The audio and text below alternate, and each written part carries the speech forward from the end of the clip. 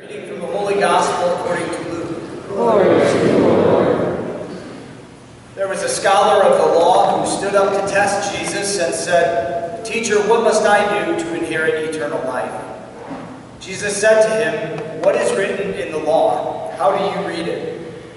He said in reply, "You shall love the Lord your God with all your heart, with all your being, with all your strength, and with all your mind, and your neighbor as yourself." He replied to him, "You have answered correctly. Do this and you will live." But because he wished to justify himself, he said to Jesus, "And who is my neighbor?" Jesus replied, "A man fell victim to robbers as he went down from Jerusalem to Jericho.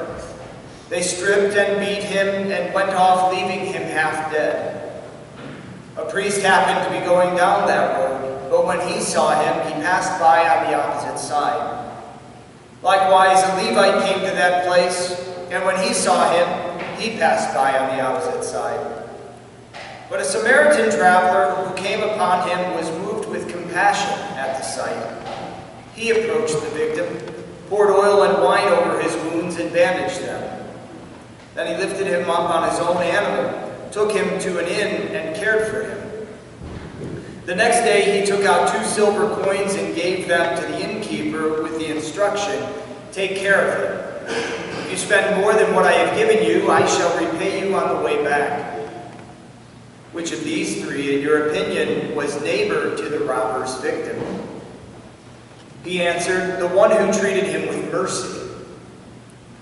Jesus said to him, "Go and do likewise." The Gospel of Luke.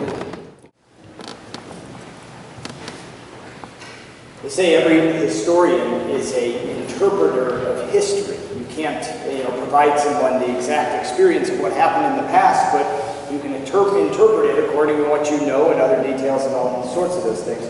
And I consider myself not a historian, but I am an interpreter of history, right? So I want you to know my interpretation of Catholicism in America over the course of these past 200 and almost 50 years.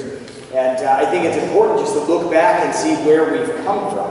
It provides us help for understanding our context for today. And one of the things I think about, it starts in the beginning, that our country was founded amidst this sort of air of anti-Catholicism.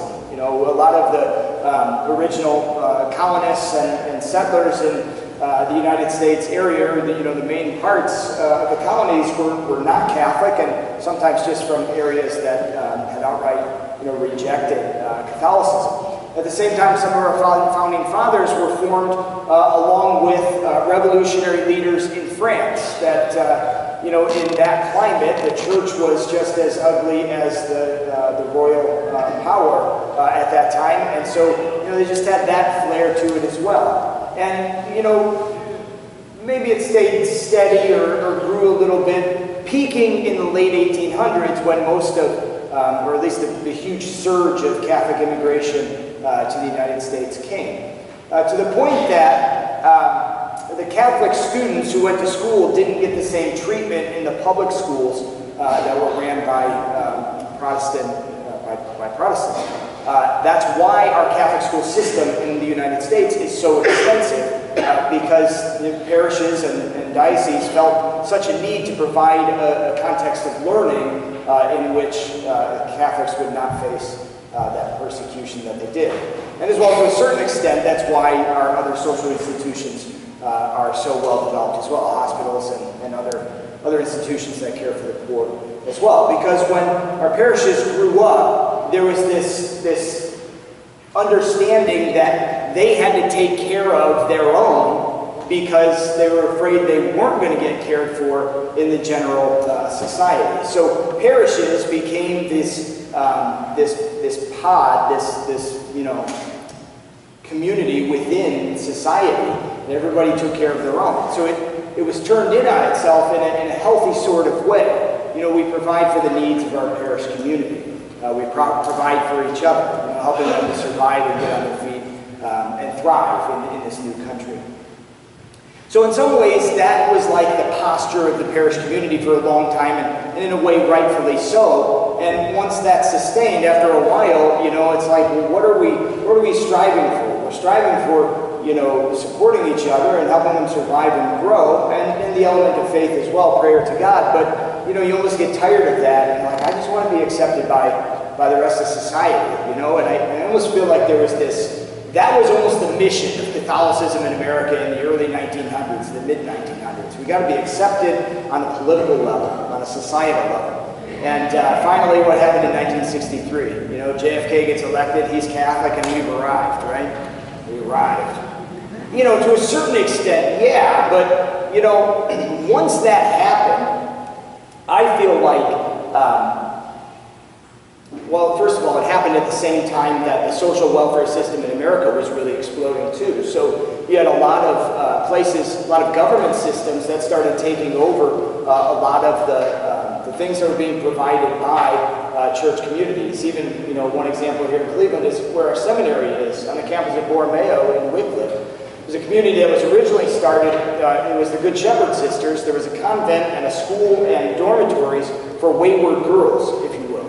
And it was founded in the early 50s, and by the early 60s, the government care for that population was so strong that the sisters were basically out of a job. So, the government's, doing, good things for providing for people. This is happening right at the same time that, Catholicism is being accepted like it never had before in this country.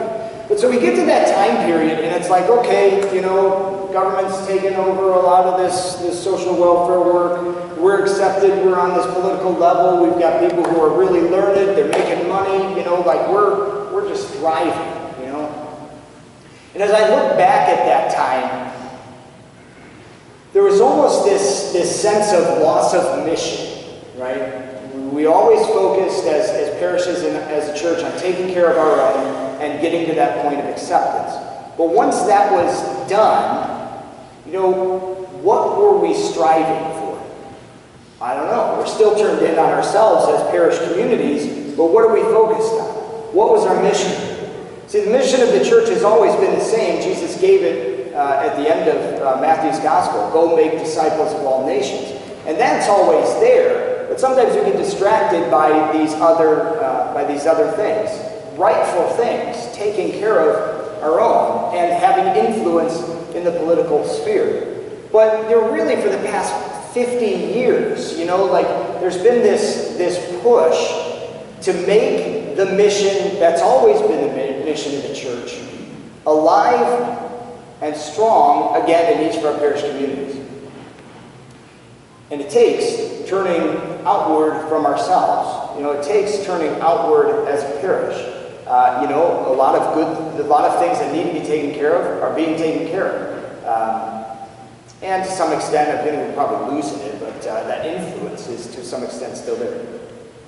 What in the world does this have to do with the Good Samaritan, you're asking? What in the world? I thought about this as I heard Jesus proclaim the story in the midst of this Jewish community. And I won't go through the whole history of Israel, but to a certain extent, they had a similar experience that, they're well aware of God's choosing them as His people, and yet they're occupied by Rome, the Roman Empire, and they turn in on themselves to take care of their own in the midst of oppression, really, in the midst of persecution, to the point that a lot of people lost track of what it was that God had commanded them in the first place. The scribe answers correctly, love God wholeheartedly with your whole life and soul and strength, and your neighbor as yourself, but he doesn't see neighbor the way that God wants neighbor to be seen. It was really easy for them to just take out of context in the Old Testament, my neighbor is my own people, But throughout the Old Testament, if you read it as a whole, God calls every person in the world the neighbor of the Israelites. So, as Jesus proclaims this story in the midst of this particular group of people, for this particular man, there's almost this sense of shame in hearing how Jesus describes the Samaritan, a people, the people of Samaria that the Jews really hated, in a sense. Him taking on the mission to take care of other people when this man hadn't necessarily seen that person as his neighbor. The connection really starts coming together with the way St. Augustine would read this story. And St. Augustine said that we have to see that Jesus saw us all as that person half dead in the ditch.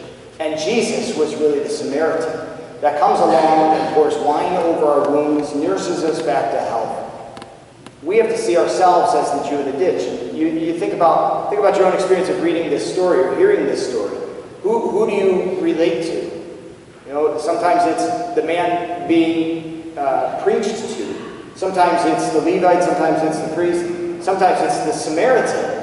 But Jesus wants us to see that we're all the Jew in the ditch. And Jesus is the Samaritan, and he has come to us and either nursed us back to health, or we're somewhere on the way yet. Jesus is nursing us back to health so that knowing the experience of being saved from our sins that have half killed us in the ditch, knowing that experience, we then go out and are able to find those same people who are stuck in the ditch.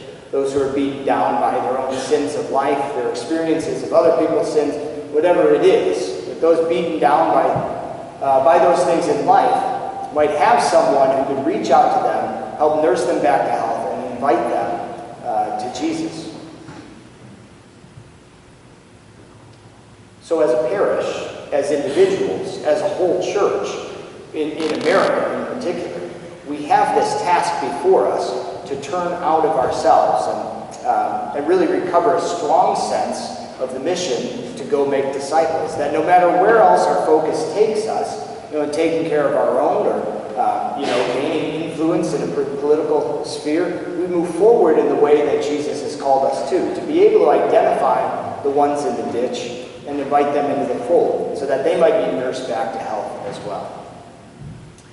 So you've probably never heard the Good Samaritan story in this particular context, but I think it's important to let Jesus, blow the lid off our hearts and our minds and our preconceived notions of what exactly certain things mean, and to let the Spirit drive us out into the world, to let us be healed by the Samaritan, and ultimately to be able to identify and invite those who are suffering on the side of the road to be healed by Jesus